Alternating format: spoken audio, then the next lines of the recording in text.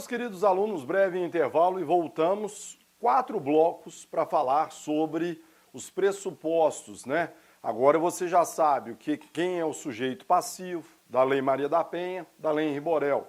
Quais são os contextos em que essa violência deve ser perpetrada e quais são as formas de violência. Agora avançamos. Juizados de violência doméstica e familiar contra a mulher. Vamos lá? Essa foi uma novidade introduzida num primeiro momento pelo artigo 14 da Lei Maria da Penha. Está aí na tela para vocês. Os juizados de violência doméstica e familiar contra a mulher, órgãos da justiça ordinária com competência civil e criminal, poderão ser criados pela União, no DF territórios e pelos estados, para o processo, julgamento e execução das causas decorrentes da prática de violência doméstica e familiar contra a mulher. Os atos processuais poderão ser realizados no período noturno, conforme dispuserem as normas de organização judiciária. Pode voltar comigo, Xará? Vamos analisar esse dispositivo aqui. Primeiro detalhe é o seguinte, o legislador não ajuda, já está dando para perceber isso. E aqui ele o faz mais uma vez, por 2 motivos. Primeiro, porque ele usa a palavra juizados. Aí, quando o aluno vê a palavra juizados, que eu até usei aqui, porque usei aqui, já que a lei usa essa expressão. Mas quando o aluno vê isso, ele fala assim, professor, juizados, pode ficar comigo, Xará, juizados, isso aí está estranho, professor. Mas por que está estranho? Ora, professor, porque não é a própria Lei Maria da Penha que veda a aplicação da lei dos juizados? Como é que a lei pode usar o termo juizados se a própria lei tem dispositivo legal expresso vedando a aplicação da lei dos juizados? Pois é, estranho, né? Quer dizer, no 14 ela usa juizados de violência doméstica e no 41 ela manda não aplicar a lei 9.099. Então, peraí, como é que eu tenho juizados se a própria lei veda a aplicação da lei dos juizados? É porque ali no 14, pessoal, o legislador complicou onde ele poderia ter simplificado. E como é que ele poderia ter simplificado? Ele poderia ter simplificado e evitado uma infinidade de discussões se ele trocasse a palavra juizados por vara. Então isso aqui, pessoal, não é juizados. Isso aqui, ó, não é GCRIM, tá? Isso aqui nada mais é do que uma vara especializada. Pronto. Então, na verdade, o legislador poderia ter economizado um caminhão de controvérsias se tivesse colocado isso. A União, no DF territórios e os estados poderão especializar varas para o julgamento da violência doméstica e familiar contra a mulher. Legal? Então, pessoal, guarde isso. Quando você lê juizados, entenda que, na verdade, nós estamos diante do quê? Da especialização de varas. Aí, a segunda discussão que surge, professor, mas isso é constitucional? Poderia, professor, uma lei federal especializar varas nos estados? Isso não violaria o poder de auto-organização do judiciário estadual? Não. E por que que não? O que nós temos aqui, pessoal, até pelo próprio verbo usado, poderão ser criados. É uma mera sugestão, é uma mera recomendação, mas não é a lei federal que está especializando a vara. Maravilha? Então, no material de vocês, segunda observação, não há violação ao poder de auto-organização do Judiciário Estadual. Exatamente, porque a lei em questão, pessoal, do Judiciário Estadual. Porque a lei em questão, ela não cria a vara especializada, ela apenas autoriza a criação, ela apenas sugere essa criação. E essas sugestões são comuns. Todo diploma normativo que contempla esses microsistemas, como Estatuto da Criança e do Adolescente, Lei Henri Borel, Lei Maria da Penha, Estatuto da Pessoa Idosa, você vai perceber que todos eles contêm dispositivos semelhantes. E todos nós sabemos que a especialização de varas é um caminho perfeito, né? Falo sempre isso para o aluno. Quanto mais especializado formos, melhor será a prestação jurisdicional. Pior coisa é o juiz que faz tudo. Se você faz tudo, às vezes você liga pro cara, né? Você está precisando de um serviço na casa. Aí o cara vai dizer, você mexe com o quê? Né? Problema em casa. Ela vai, não, eu sou bombeiro, sou eletricista, eu faço encanador, pintor, serviços gerais, mão de obra, pedreiro, pode desconfiar. A mesma coisa vai acontecer aqui. Legal? Ainda sobre o assunto, pessoal, coloquei algumas observações aqui, ó. Vamos ver. Na visão dos tribunais superiores, essa competência dessas varas especializadas abrange não apenas o julgamento de crimes, como também de contravenções penais. Tá aí na tela, ó, STJ. Configurada a conduta praticada com violência, independentemente de crime ou contravenção, deve ser reconhecida essa vara criminal para julgar o feito. Tá? 2. Possibilidade de propositura de divórcio ou de solução de união estável nesse juizado. Aliás, se não me engano, acho que isso aqui até aconteceu no caso da Ana Hickman. Será que pode ser feito o divórcio nessa vara especializada? Colegas, houve uma mudança em 2019 e isso agora passou a constar da lei. A ofendida tem a opção de propor, vejam bem, não é obrigação, mas ela pode propor a ação de divórcio ou de solução de união estável nessa vara especializada da violência doméstica familiar. Cuidado com isso, essa competência não abrange a partilha de bens. Então essa partilha terá que ser feita fora, né? Não é da competência dessa vara especializada. E parágrafo 2º, iniciada a situação de violência doméstica familiar após o divórcio ou dissolução, a ação terá preferência no juízo onde estiver. Também é relativamente comum que quando a mulher propõe o divórcio ou a dissolução da união estável, que haja o início aí de episódios de violência doméstica. Então, nesse caso, ela pode requerer preferência no juízo onde isso estiver tramitando. Legal? Por quê? Nunca imaginei que isso fosse cair em prova e caiu. Às vezes a gente fala algumas coisas, né? Por exemplo, divórcio, violência doméstica. O aluno fala, ai professor, para que isso, né? Pois é, para cair na prova do MP São Paulo de 2025, ó. Prova recentíssima. Assinale a alternativa correta sobre as medidas de enfrentamento. O examinador está sempre procurando aquele tema menos cobrado. Óbvio, ele quer trazer alguma coisinha nova. Então ele pegou esse negócio do divórcio. Dá uma olhada na letra A. Segundo a Lei Maria da Penha, os juizados de violência doméstica e familiar possuem competência civil e criminal, permitindo que a vítima, a gente falou, é uma opção, proponha ações como divórcio ou dissolução, excluída a partilha de bens. Perfeito. É exatamente essa letra A. Acabamos de exibir para vocês o 14A da Lei Maria da Penha, incluído aí no ano de 2019 pela Lei 13.894. Caminhamos? Xará, outra novidade interessante, segredo de justiça em relação ao nome da vítima nesses processos em que apuram violência doméstica. Xará, lamentavelmente, a curiosidade da sociedade, a sociedade como um todo é muito perversa.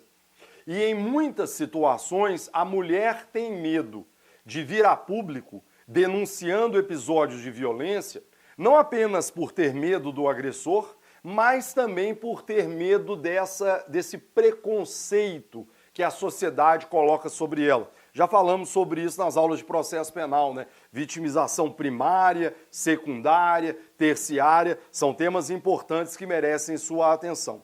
Dentro desse contexto, a gente tem aqui mais uma novidade interessante. Mudança legislativa do ano de 2024, em que o legislador, através da Lei 14.857, alterou a Lei Maria da Penha para resguardar o sigilo em torno do nome da vítima.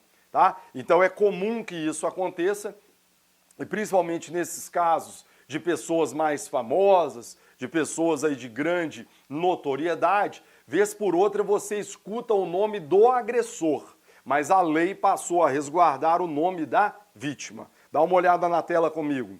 O nome da vítima ficará sob sigilo nos processos em que se apuram crimes praticados no contexto da violência doméstica familiar contra a mulher. Cuidado, a lei fala nome da vítima. E tanto é verdade que no parágrafo único, o legislador deixa claro que esse sigilo não abrange o nome do autor do fato, tampouco os demais dados do processo. Então, se de um lado a lei conferiu segredo quanto ao nome da vítima, esse mesmo segredo não vale para o autor do fato, tá? Então esse é o cuidado que vocês devem ter. Outra questão interessante, inclusive decidida aí no ano de 2025 pelo STJ, assistência judiciária, em benefício da mulher em situação de violência doméstica familiar. Xará, a gente já comentou que a violência doméstica e familiar contra a mulher, ela não tem classe social. Classe A, classe B, classe C, classe D, não tem classe social. E também não escolhe se a pessoa tem ou não formação jurídica. Então você pode ter vítimas que têm algum conhecimento, você pode ter vítimas que não têm nenhum conhecimento. Preocupado com isso, o que o legislador da Lei Maria da Penha fez? Está aqui na tela para vocês. Ele assegurou à mulher uma assistência judiciária. Dá uma olhada para mim, ó. Em todos os atos processuais, ou seja, isso vale apenas para o processo, cíveis e criminais, a mulher em situação de violência deverá estar acompanhada de advogado, ressalvado o previsto no 19. 19 a gente vai ver depois, ele vai tratar do quê? Do requerimento que a vítima pode fazer para a aplicação de medidas protetivas de urgência. Aí o artigo 28 na sequência vai dizer, é garantido a toda mulher em situação de violência doméstica familiar o acesso aos serviços da Defensoria Pública ou de assistência judiciária gratuita, nos termos da lei, em sede policial e judicial, mediante atendimento específico e humanizado. Então essa, colegas, é a assistência judiciária prevista pela própria lei. Repito, extremamente importante para que a mulher receba um atendimento humanizado e para que ela seja orientada quanto aos seus direitos, né? Pessoas leigas, pessoas ignorantes, repito, às vezes a pessoa está tanto na cabeça dela essa situação de violência que ela acredita que o marido pode perpetrar aquilo. Já falei isso outro dia numa aula, né, Xará? Há alguns anos falava-se inclusive que o marido poderia estuprar a mulher. Se você pegar livros antigos de direito penal, tem doutrinador que coloca isso, o chamado débito conjugal. Quer dizer, hoje você fala assim, pô, isso é insano. Mas, meu amigo, Brasil afora, né, a diversidade de mulheres que nós temos, a mulher precisa receber uma orientação jurídica adequada. Daí a importância dessa assistência. Legal? Eu encontrei julgado recente do STJ, ó, informativo de julho de 2025. Sempre aquela preocupação que nós temos de trazer conteúdo de qualidade e atualizado para vocês. Ó, julgado de 25, onde o STJ disse: a assistência jurídica qualificada prevista na Lei Maria da Penha é obrigatória mesmo perante o júri. A nomeação automática da defensoria como assistente qualificada opera como medida de tutela provisória, à míngua de manifestação expressa da vítima, que pode optar por advogado particular. Então, provavelmente esse caso deve envolver um feminicídio, e o que o STJ decidiu é que, se trata de vítima que sobreviveu, eu preciso nomear para ela o quê? A defensoria. Lógico, ela pode optar por advogado particular, mas caso ela compareça ao plenário do júri sem advogado particular, ela já terá à sua disposição os serviços de excelente qualidade que são prestados pela nossa querida Defensoria Pública. Caminhamos? Próximo item, já está na tela. Cumulação da competência por varas criminais.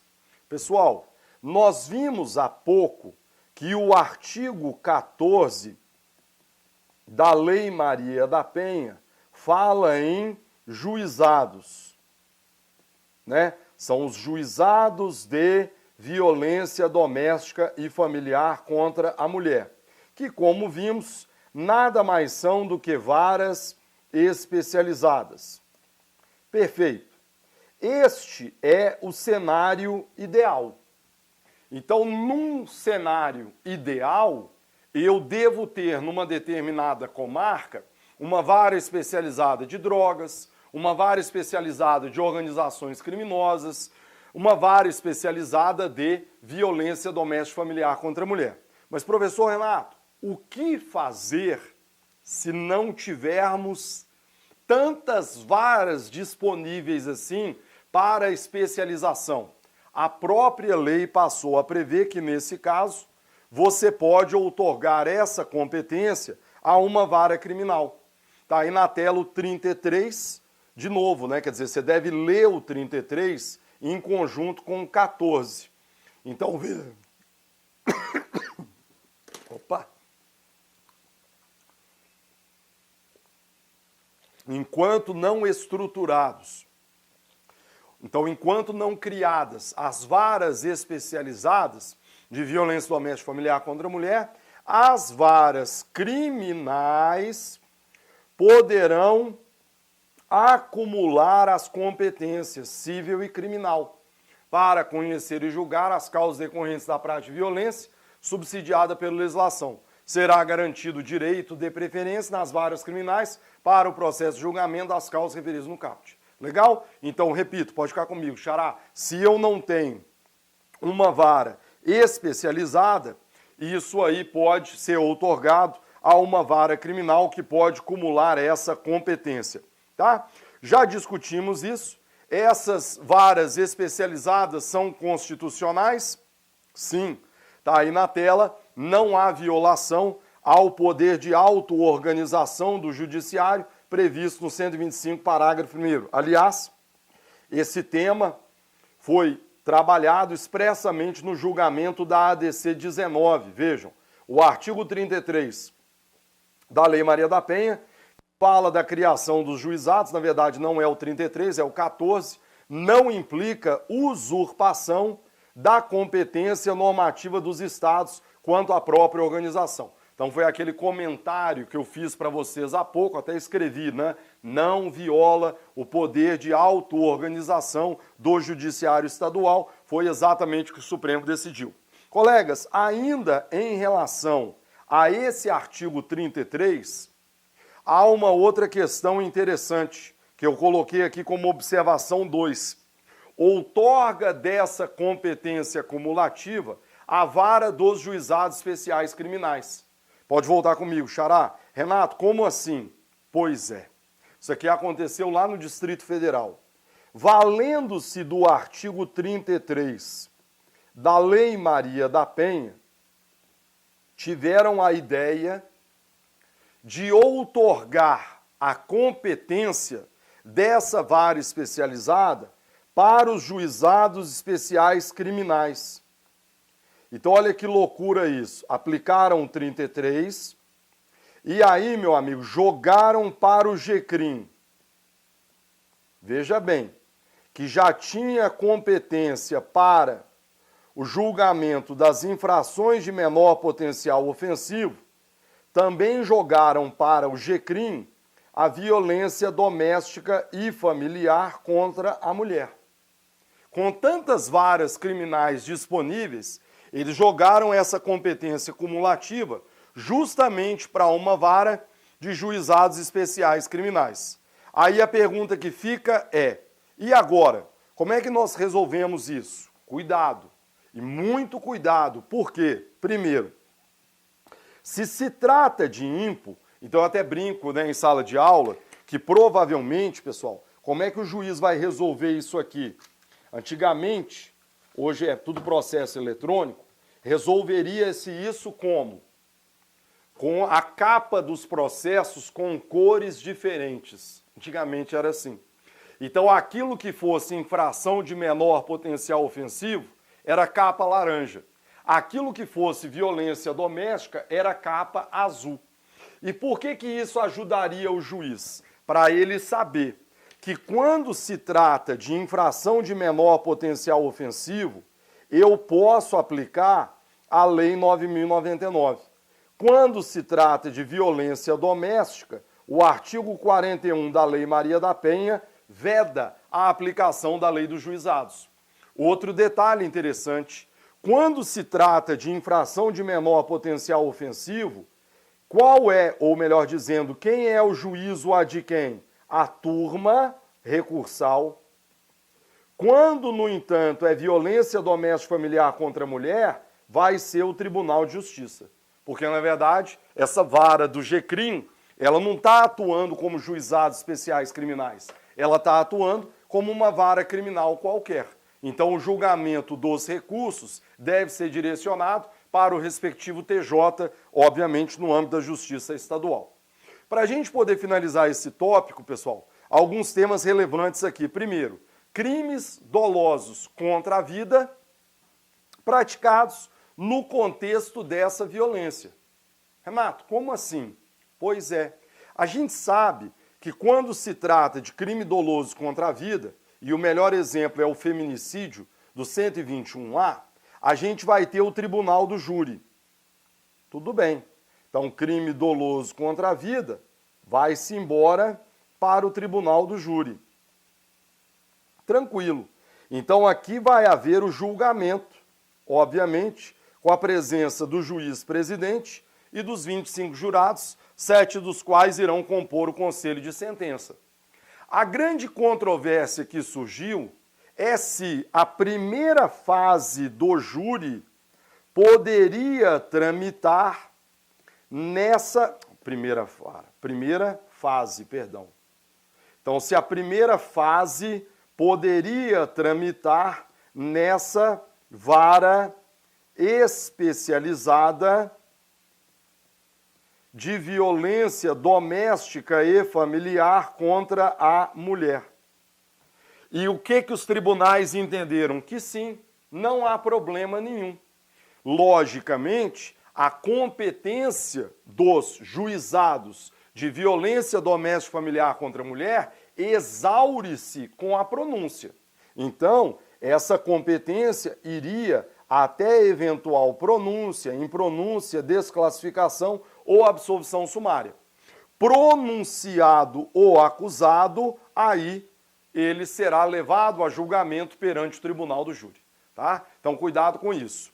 E só para concluir esse raciocínio, desde que haja previsão na respectiva lei de organização judiciária. Então, havendo previsão, não há problema nenhum. A primeira fase do júri pode tramitar perante esses juizados de violência doméstica e familiar contra a mulher. Legal? Sobre o assunto, mais uma vez, fiz questão de transcrever julgado para vocês aí. Vejam, ressalvada a competência do júri, quer dizer, o júri vai ter que julgar o crime ao final. Mas a primeira fase, pelo menos até a pronúncia, pode tramitar perante os juizados de violência doméstica e familiar contra a mulher. Colegas, na mesma linha que a Lei Maria da Penha, também existe a possibilidade de especialização de varas para o julgamento de crimes e contravenções contra crianças e adolescentes. Está aí na tela para vocês mais uma vez a Lei 13.431, que é aquela que define as formas de violência contra crianças e adolescentes, e ela vai dizer o seguinte, vejam, os órgãos responsáveis pela organização judiciária poderão criar, aqui foi até melhor, ó, varas especializadas para o julgamento de crimes contra criança e adolescente. Até a implementação disso, o julgamento e execução das causas decorrentes dessa violência ficarão preferencialmente a cargo dos juizados de violência doméstica e afins. Então, na verdade, isso aqui surgiu em 2017, muito antes disso já existia a Lei Maria da Penha e os juizados de violência doméstica e familiar, então um parágrafo único atento a isso previu que caso não houvesse essa vara especializada para crimes contra crianças e adolescentes, o feito poderia ser direcionado a essa outra vara especializada no julgamento da violência doméstica e familiar contra a mulher. Ainda sobre esses juizados, um tema já explicado, mas como de costume eu prefiro pecar pelo excesso do que pela falta de conteúdo. Existe juiz das garantias dentro da violência doméstica e familiar contra a mulher? Aliás, pode até acrescentar, ó, slide está incompleto, crianças e adolescentes? Colegas, esse tema já foi trabalhado com vocês nas aulas dos cursos regulares, porque lá eu gravei para vocês 2 aulas.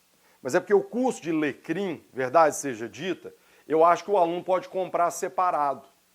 Então, às vezes, o aluno não necessariamente assistiu às 2 aulas sobre juiz das garantias. Vamos lembrar aqui que, pela literalidade do que foi aprovado pelo Congresso Nacional, a sistemática do juiz das garantias deveria abranger todas as infrações penais.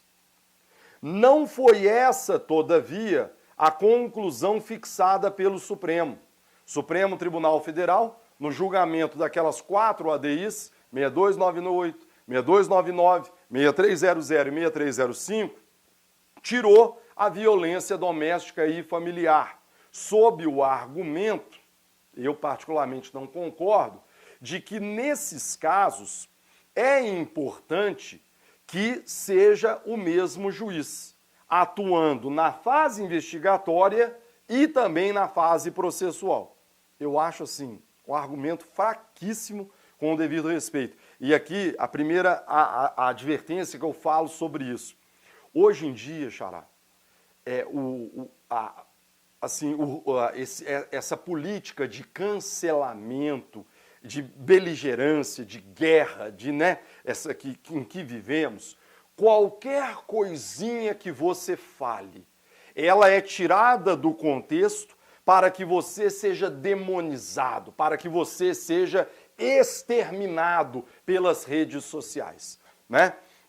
Então, o que acontece? Eu comentei o caso lá do julgamento do Supremo, quando ampliou a aplicação da Lei Maria da Penha, tendo como sujeito passivo homens numa relação homoafetiva. E aí eu critiquei a decisão, porque na minha humilde opinião, viola o princípio da legalidade. Beleza? Aí eu viro e falo sobre isso aqui. Pô, por que não aplica a Lei Maria da Penha, juiz das garantias, para a Lei Maria da Penha? É a mesma ideia, pessoal.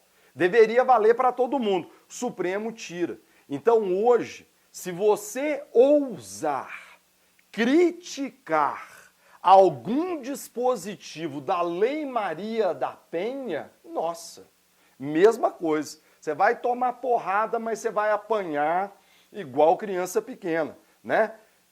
Qual é o problema? Nenhum, senhores. O Supremo tirou a Lei Maria da Penha do juiz das garantias, dizendo que deve ser o mesmo juiz, porque para que ele possa julgar essa demanda, quanto antes ele atuar, compreendendo a dinâmica da violência, melhor será. Pô, mas peraí, não é exatamente isso que é o argumento que foi pensado para a criação do juiz das garantias? Porque quanto mais próximo o mesmo juiz está da fase investigatória, mais contaminação haverá à sua imparcialidade. Supremo tirou. Enfim, veja a decisão do Supremo. Ele então atribuiu interpretação conforme àquele terceiro C, para estabelecer que a sistemática do juiz das garantias não se aplica à violência doméstica e familiar. Tá vendo aqui a letra C? Colegas, desde que o Supremo decidiu isso, e perceba que o Supremo já o fez em 2023, ou seja, já sob a vigência da Lei Henri Borel, eu já chamava a atenção do aluno para um detalhe. O Supremo afastou a sistemática do juiz das garantias para os casos de violência doméstica familiar. Mas em momento algum disse quem seria a vítima. Então, sempre dissemos que como o Supremo não restringiu, deve ser mantida a coerência dentro da incoerência. Então, meu amigo, isso vale tanto para a violência doméstica e familiar contra mulheres, Lei Maria da Penha, como também com a violência doméstica e familiar contra crianças e adolescentes, Lei Henri Borel. Corroborando esse raciocínio, aliás, está aí na tela para vocês a resolução 562 do CNJ.